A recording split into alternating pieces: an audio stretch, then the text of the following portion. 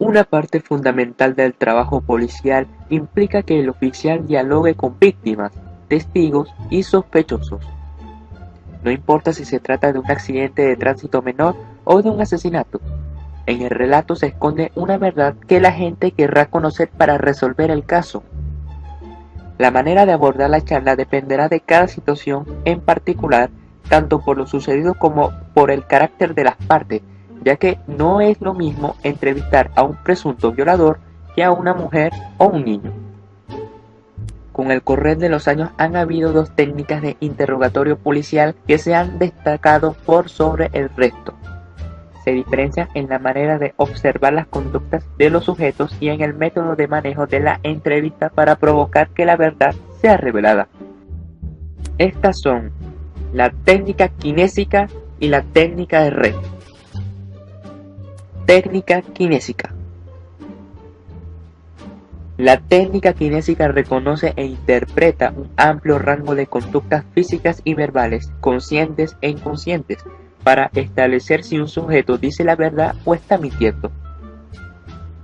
Ningún signo por sí solo es prueba absoluta, sino que es el conjunto de síntomas lo que puede permitir al investigador interpretar con cierto grado de certeza si la persona se está comportando evasivamente o con falsedad. A veces el investigador hace preguntas falsas para tender trampas y conseguir una admisión de culpabilidad. Esto no es ilegal.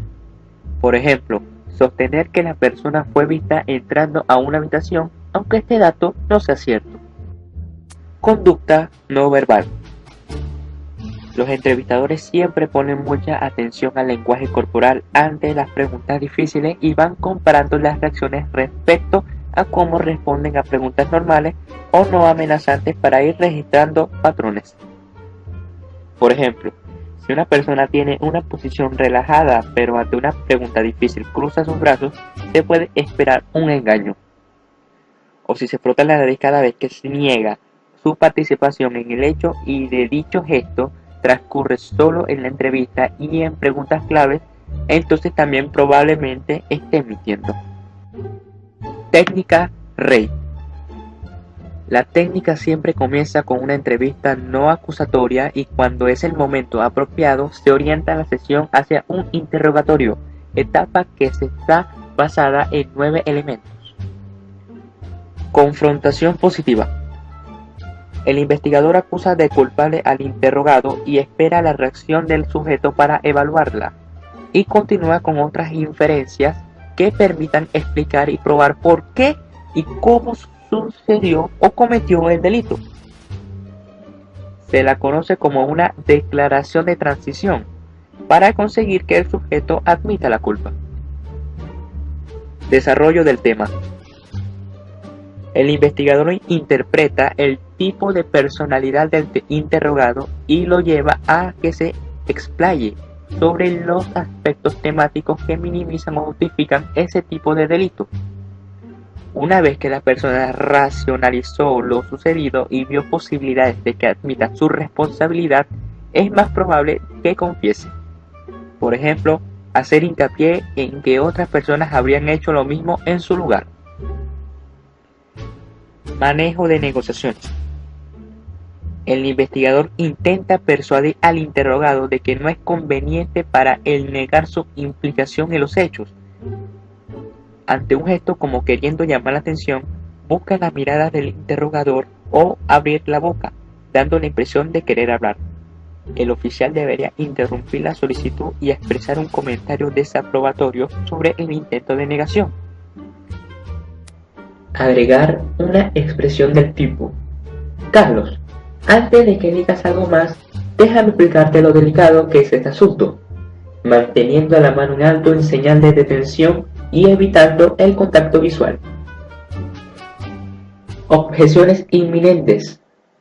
El interrogador debe racionalizar los argumentos del acusado para desechar las excusas y razones del sujeto para negar su acusación. Atención. El investigador siempre tiene que mantener la atención del interrogado. Si aquel se mantiene quieto, evita el contacto visual o cruza las piernas son señales de que el sujeto está en otro asunto. Para captar su atención, el interrogador debe utilizar técnicas invasivas en acercamiento físico, como ponerle la mano en el hombro, mover la silla más cerca o moverse dentro de la línea de visión de la persona. También utilizar técnicas verbales para dominar y controlar la atención del sujeto. Pasividad. La conducta pasiva del sujeto puede tratarse de un indicador de que está listo para admitir su culpabilidad. En esta circunstancia, el interrogador debería hacer un resumen de las razones que tuvo la persona para cometer el delito y observar atentamente las reacciones de aprobación o negación del sujeto. Preguntas alternativas. El investigador hace una pregunta con dos respuestas posibles, ambas incriminatorias. Por ejemplo, ¿con el dinero pagaste lo que debías o te lo gastaste en diversión? De un modo u otro admite culpabilidad. Detallando eventos. Es necesario identificar la discrepancia y la falta de concordancia en la historia que expresa el interrogado para aclarar los detalles incriminatorios antes de establecer una admisión de culpabilidad completa. El método apunta a utilizar palabras que bajen la carga emocional de los hechos. Preguntar: ¿cuántas veces jalaste el gatillo? En lugar de ¿cuántas veces les disparaste a quemarropa? Declaraciones escritas. Por último, es importantísimo que el sospechoso incluya en una confesión escrita los detalles del delito, que solamente él puede conocer, y que la declaración sea estructurada de tal manera que admita verdaderamente la culpabilidad y que resultó de su voluntad natural de confesión, para evitar así un posterior rechazo judicial.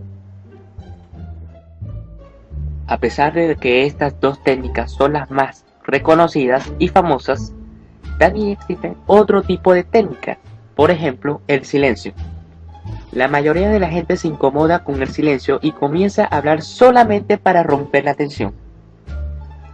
Empatía.